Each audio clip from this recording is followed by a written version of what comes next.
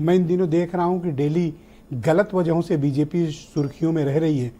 आपकी party intervene क्यों नहीं कर रही है और ये पार्टी के भीतर का झगड़ा सड़कों पर क्यों आ रहा है?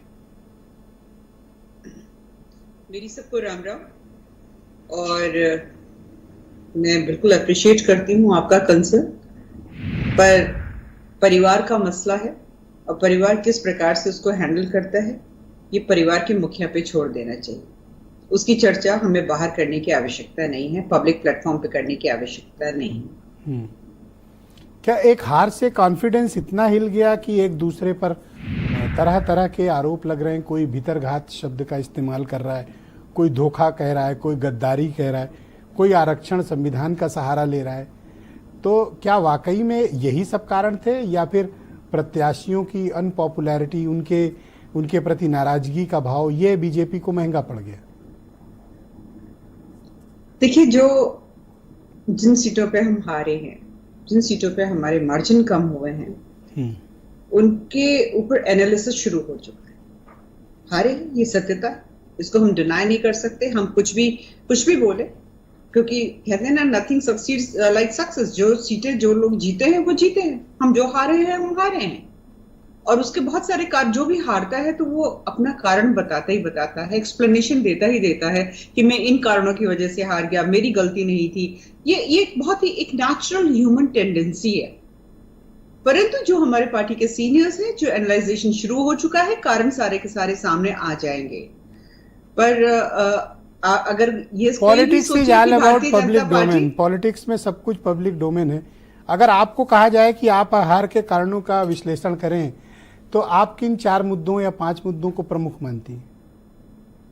यहाँ पर मैं अभी इस वक्त नहीं बोल सकती हूँ ब्रिजेश जी, क्योंकि मैं एक पार्टी की अधिकृत प्रवक्ता हूँ। मैं अपनी लिमिटेशंस जानती हूँ, उस लिमिटेशन को मैं क्रॉस नहीं करूंगी, चाहे वो स्टेट इश्यू हो चाहे वो नेशनल इश्यू हो।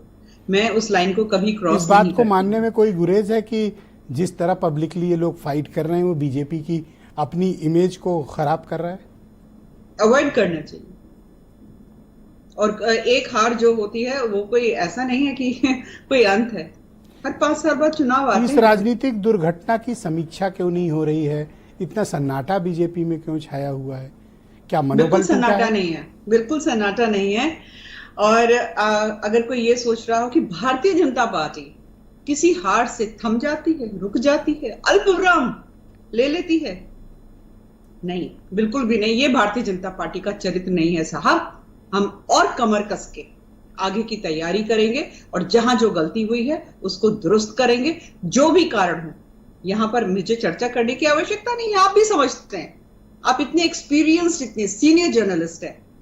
अब मेरे मुंह से बुलवा रहे हैं, मैं तो अभी नहीं बोलूंगी। जब पार्टी मुझको कहेगी ये कारण है, अब आप बोल सकती है, मैं बिल्कुल बोलूंगी। पर हाँ, आप जरूर बोल सकते हैं, आप जानते भी हैं, पर मैं अभी नहीं बोलूंगी। पर भारतीय जनता पार्टी ना हारी है, ना थकी है, ना ही हम बुजदिलों की तरह बैठकर, ना ही हम दूसरों की तरफ उंगली उठाएंगे, क्योंकि वो जीते हैं। पर इतने ब्लैक स्पॉट्स आ गए हैं कि अब तो सफाई अगर नहीं करेंगे कैंसरस हो रहा है politically. Sorry, I couldn't get you. इतने ज्यादा ब्लैक स्पॉट्स आ गए हैं कि ये परेशानी, ये बीमारी कैंसर की तरफ बढ़ रही है। सफाई तो जरूरी है। कोई नहीं, हमारे पास कीमोथेरेपी की डोज है अच्छी से, और उसके ऊपर हम गिलोय वटी भी खिला देते हैं। ठीक, तो मैं उम्मीद करता हूं कि आपकी पार्टी सुरेंद्र राजपूत जी मेरे बहुत पुराने मित्र हैं, मेरे भाई जैसे भाई हैं, है, बहुत जी। नहीं, आप लोग का भाईचारा तो मैंने स्वयं देखा, इसमें कोई दो राय नहीं। सहारनपुर के ननौता में इन्होंने कैसा भाईचारा निभाया ये तो सब लोगों ने देखा ही है, वो तो छिपा है नहीं।